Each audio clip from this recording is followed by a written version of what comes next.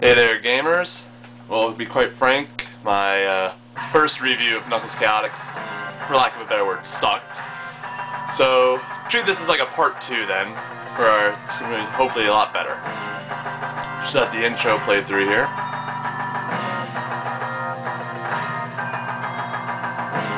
Good old Metal Sonic from Sonic CD is one of the main villains of this.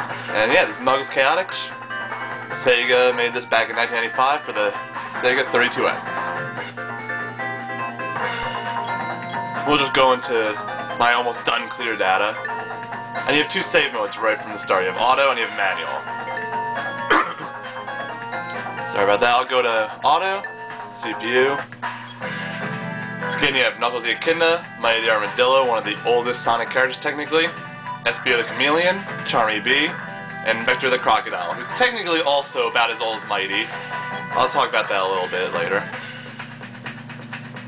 Again, Mighty really needs to be in another Sonic game. It's a shame. But anyway, yeah, you play and exit right here. If you want to do manual save, you have to exit every time you want to save. And as you see, it's nighttime, because there is actually a day-night system in this. The only thing it really does is it changes what your background is. It's either dawn, morning, evening, and dusk. And I'll choose Vector. And like I said, Mighty, you know, when it came down to either the Hedgehog or an Armadillo, really, when it was first coming out of the original Sonic. Either a Hedgehog or Armadillo, then they chose a Hedgehog, and that was Sonic. Vector, though, was also planned to be in the sound test mode for Sonic, where he'd be with a bunch of other animals, playing instruments. And yeah, so as the almost done, the randomization is getting really fast. We'll just do this. In counterclockwise order really fast, you got Techno Tower. What I have left is Techno Tower, Marina Madness. There are 5 zones, each with 5 levels, so that's 25 stages in this game, which is roughly around the same length as when you take Sonic 3 and Knuckles all together. So this is one of the longer 2D Sonics. Again, let's just go quickly over the controls. A is your call button, like now, because Vector doesn't want to appear with me. It costs 10 rings to call, and because of that you can get negative rings in this game.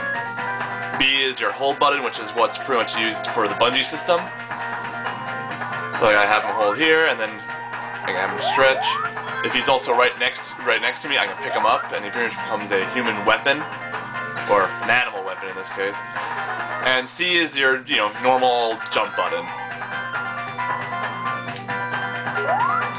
And of course, you have a bunch of power-ups. This one right here switches up your characters. You also have the normal rings. You have the normal shield. Get rid of that guy. You have the switching, as I showed. You also have the ability to swap out your computer buddy with another character. This right here is the metal ring. This is actually one of the best ones in the game, and I already used it. Pretty much what it does, as you see with the metal ring, pretty much if you have the metal ring, anytime you take damage, you only lose 1 giant ring. And if you get the giant ring back before it explodes, you get every single ring you've gathered. It's actually one of the best power-ups ever in a Sonic. I don't think it's really been used that often, though. I think maybe Shadow the Hedgehog used it. Of course, as I mentioned before, you have shrinking and you have growing as well.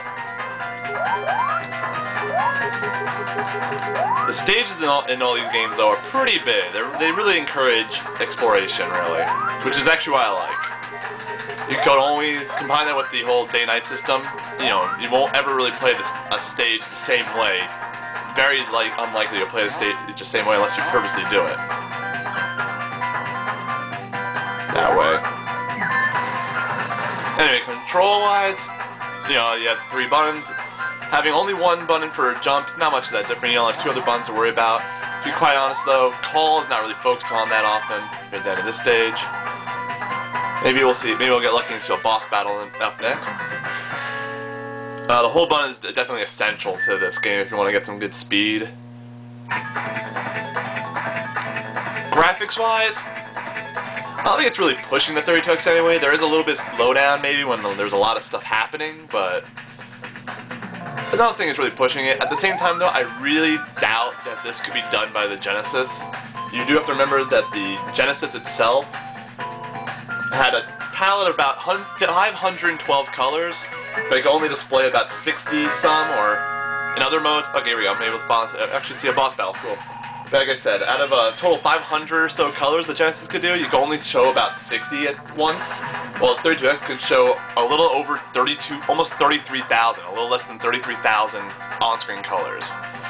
So this game it could be done on the Genesis, but it definitely will not look as good. Sound-wise, yeah, the music in Knuckles Chaotix is definitely a highlight. It's definitely some of my favorite songs in a Sonic game by far. Ow, that sucked. We'll climb up here. That just rings. There is a spin dash in this game, like usual in Sonic games after Sonic 2, but in this case, it kind of sucks. You know, it doesn't really give you the proper speed. It's only useful in very certain moments. Yeah, Mighty's wall climbing ability is pretty much a wall kick, and now I switch with Vector again. And Vector has this, pretty neat little air dash. You get air dash in, all the different directions. Just about every stage has every stage, maybe not every level on every stage, but every stage has some sort of special stage exclusive. Vector can climb up walls just normally. Don't exactly know how that works, but there we go. Here's one of the bonus stages. The other video I showed a special stage where you get Chaos Rings. The bonus stage is really just for points, rings. In this case, I probably might need as many rings as possible, so let's see. There's 500 points. Here's 10 rings. I guess I'm good. Let's exit. Let's try to get to the boss before time runs out.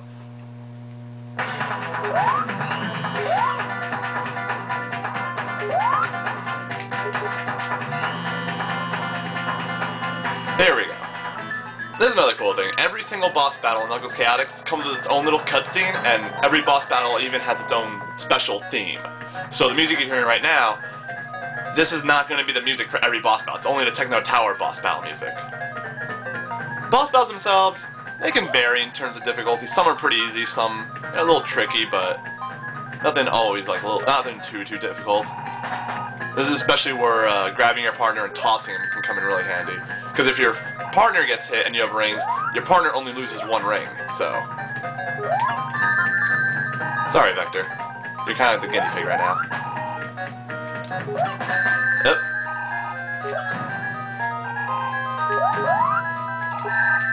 Jump over, there we go. Mega Man's defeated. And he just flies away. So and that's the end of Techno Tower. All that leaves left for me is Marina Madness, which amazingly enough I've only done one stage of, even though I've completed all the others. There's that randomization for you. You might never get to a stage until the end.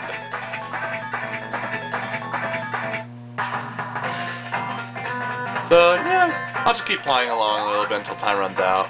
But pretty much overall, this is definitely one of my favorite Sonic games of all time. The only way you can really play this is either you get a Genesis and a 32X and Knuckles Chaotix, which you get to Marina Madness, or you can play it on GameTap if you have the GameTap service. But really, this game definitely needs to be on a collection. Hopefully Sega will commission a Sonic's Ultimate Genesis Collection 2, and maybe put some 32X games on there, because if they put 32X games on there, this game will most definitely be on it. It was probably planned to have been on the Sonic Gems collection, but apparently didn't go over well with that. I guess if you want to do it the more questionable way, you can use emulators, but I'm not going to advocate that. So, yeah, that's pretty much Knuckles Chaotix in a nutshell, and I definitely recommend playing if you have any interest.